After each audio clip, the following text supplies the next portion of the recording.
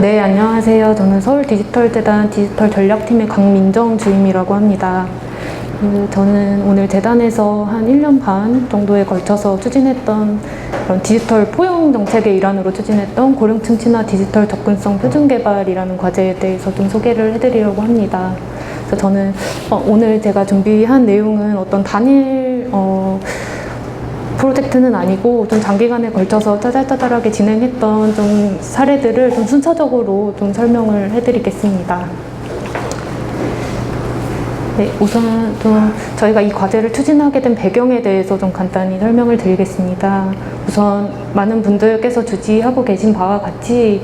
이제 2020년 기준으로 해서 고령 인구가 좀 급격하게 증가를 했고 좀 디지털 기술의 발전이 좀 빠르게 진전이 되면서 그 고령 인구의 그 디지털 정보 격차 심화 문제가 좀 많이 이슈가 되고 있습니다. 그래서 이제 많이 인용되고 있는 진흥정보사회진흥원의 정보격차 실태조사 결과를 보면 21년 기준으로 일반 시민을 100 기준으로 봤을 때 고령층의 디지털 정보화 수준이 69.1% 수준이고 이제 작년에 저희 재단에서 처음으로 실시한 디지털 역량 실태조사 결과를 보면 이제 전체 시민을 100 기준으로 봤을 때 이제 고령층 역량 수준이 디지털 기술 이용 부문의 경우 67.2% 정도를 이제 나타내는 것으로 나타났습니다. 그런데 이런 문제점들이 이제 고령층의 디지털 활용 역량이 부족해서만은 아닐 것입니다. 그래서 현재 이제 우리나라에서 이제 보여주고 있는 그런 지능정보화 기본법, 그리고 장차법, 그리고 장애인복지법 등 관계 법령에서는 이제 장애인과 고령자와 이제 어린이와 같은 이런 정보 취약계층이 이제 일반 국민과 동등하게 평등하게 이제 모두 이제 정보에 접근이 가능해야 한다라는 그런 조항을 규정을 하고 있는데 이제 이 조항에서 규정하고 있는 그런 지침의 항목들을 실제로 한번 살펴보면 이제 개념은 그렇게 모든 계층을 좀 포괄하도록 하고 있으나 이제 실제 항목들은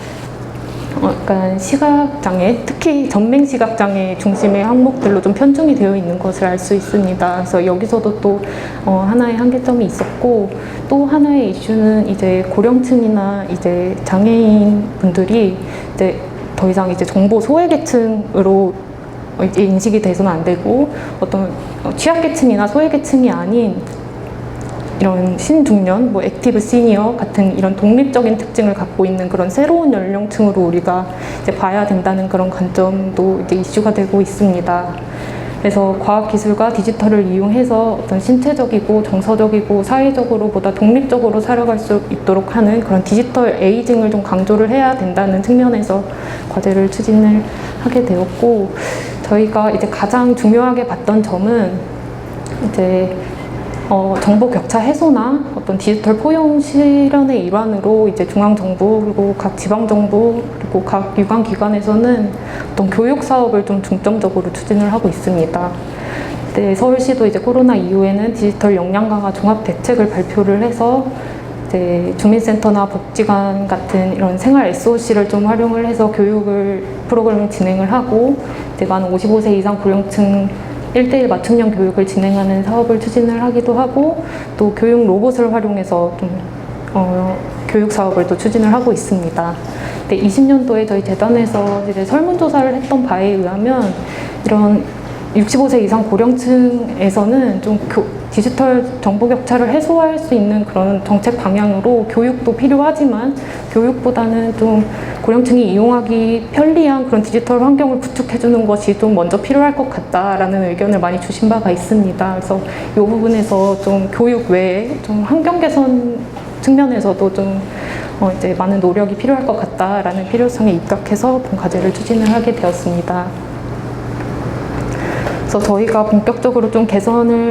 이제 시도하기에 앞서서 이제 고령층 분들이 그렇다면 어떤 좀 특징을 갖고 있는지 신체적으로 또 인지적으로 심리적으로 좀 어떤 특징을 갖고 있는지 좀 구체적으로 이제 분석을 한번 해 보았고요. 이제 특징적으로 이제 말씀드릴 수 있는 것은 이제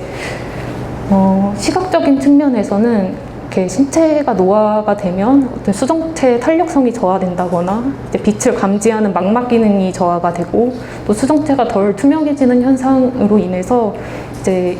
평균 60세의 이제 고령층은 20세보다 좀 더 3배 이상 밝은 빛이 필요하다고 합니다. 그래서 이런 경우에 좀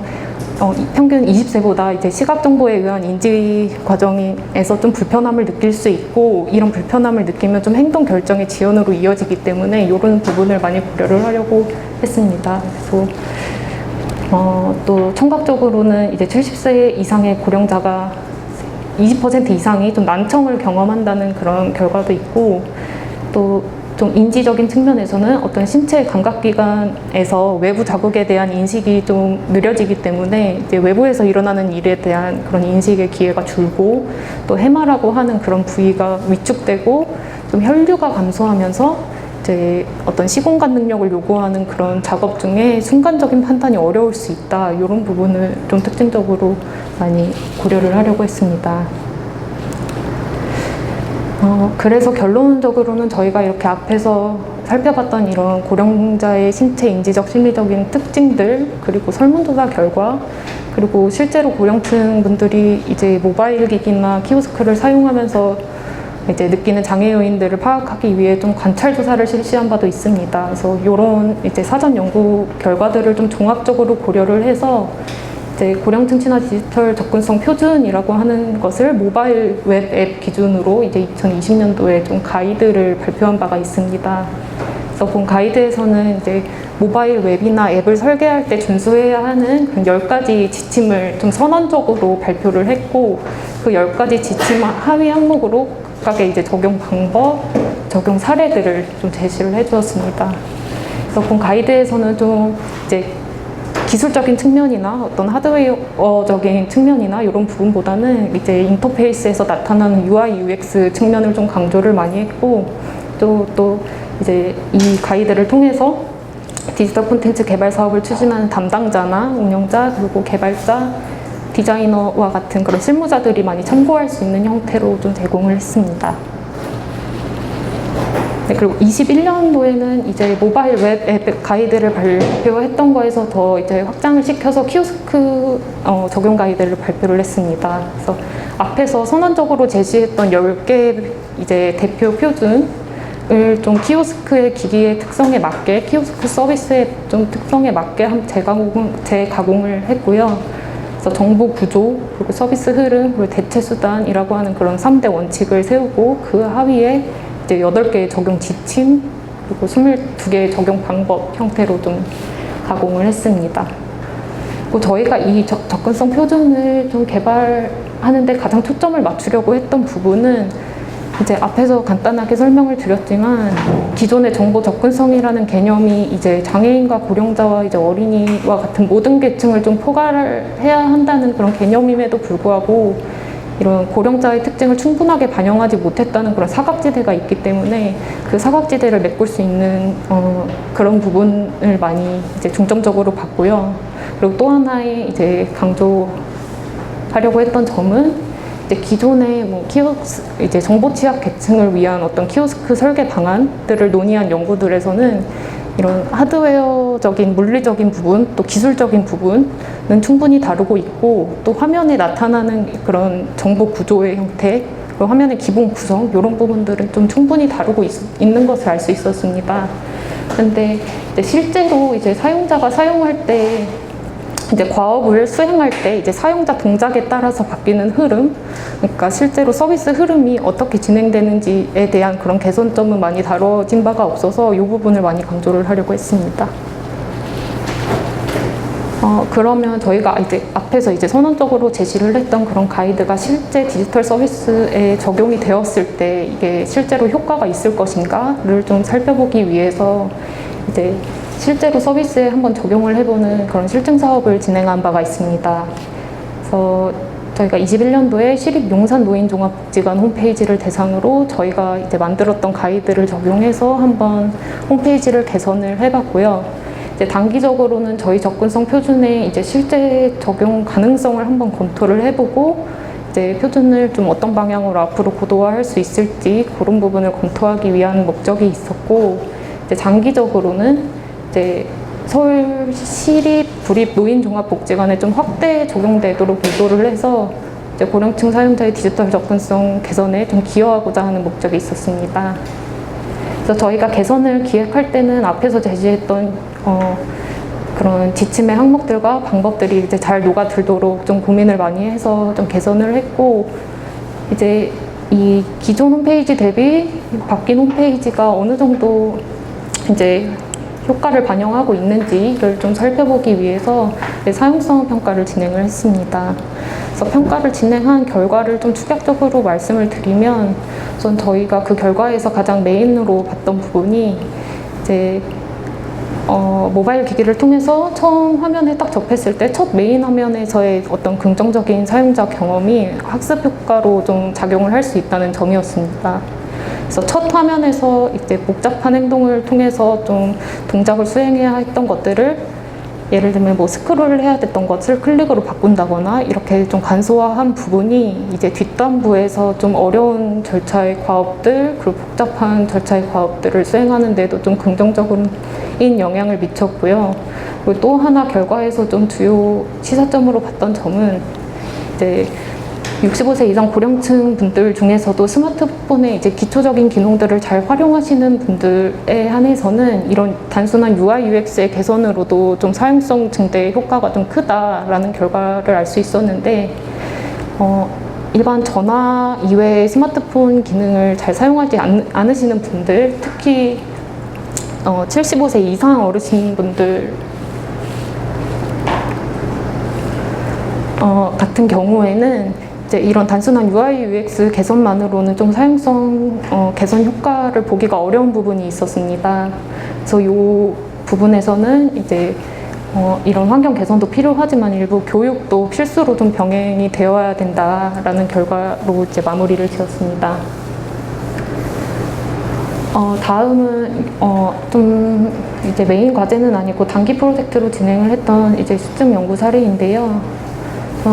최근에 좀 음성인식 기술을 적용한 키오스크 서비스를 이제 개발하고자 하는 사례들이 좀 소개가 되고 있는 것 같습니다. 그래서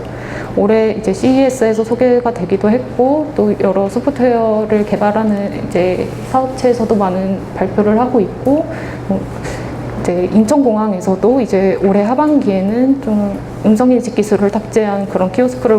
시범 운영하겠다는 그런 기사를 이제 볼 수 있었는데요. 그래서 저희도 한번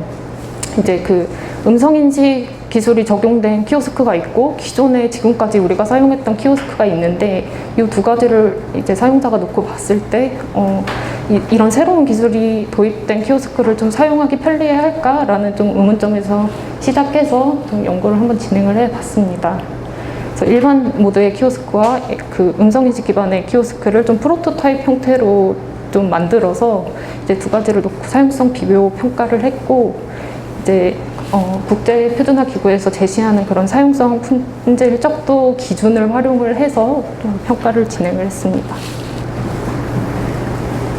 그래서 결과를 좀 간략하게 말씀을 드리면, 어떤 그 두 가지를 비교를 해봤을 때 효율성 측면에서는 이제 일반 모드의 키오스크보다 음성인식 모드의 키오스크가 좀 월등히 사용성이 높다라는 결과를 알 수 있었습니다. 그리고 효과성 측면에서도 이제 인지성이나 이해성 측면에서는 이제 일반 모드보다 음성인식 모드에서 좀 사용성이 더 좋다라는 결과를 알 수 있었는데, 이제 최초 과업 성공률을 봤을 때는 이제 음성인식 모드보다 이제 일반 모드가 좀 더 사용성이 좋다는 결과가 나왔습니다. 그래서 이 부분에서는 좀 저희가 이런 음성인식 기술을 이제 정밀한 기술을 탑재를 한 것이 아니고, 일단 프로토타입 형태로 시뮬레이션을 했기 때문에 이제 작은 목소리를 제대로 인식하지 못한다거나, 아니면 사용자가 처음 사용하는 기술을 이제 접했을 때 좀 거부감, 불편함, 이런 부분이 부정적인 요인으로 작용하지 않았을까, 그 정도로 해석을 했습니다. 그리고 마지막으로는 이제 22년도 하반기에 진행할 과제인데요. 제가 앞에서 이제 소개해드렸던 이제 과제들은 좀 디자인 관점에서 접근을 하고 좀 정성적인 측면을 많이 고려한 그런 부분이 있습니다. 그래서 그 부분에서도 나타나는 한계점들이 분명히 있을 것이기 때문에 좀 여기서 좀 관점을 좀 넓혀서 좀 인지공학적인 측면으로 접근을 하고, 또 과학적이고 정량적인 접근 방법을 좀 활용을 해서 좀 객관적인 개선점을 뽑고 또 객관적인 방법으로 좀 검증을 해보고자 하는 이유로 이제 이 고령층 친화 키오스크 개선을 위한 시선 이동 분석 연구를 추진할 계획이고요. 저희가 이제 계획을 하기로는 이제 65세 이상 고령층을 실험군으로 이제 두고 이제 19세부터 49세 청장년층을 좀 대조군으로 둬서 이 두 집단을 비교해서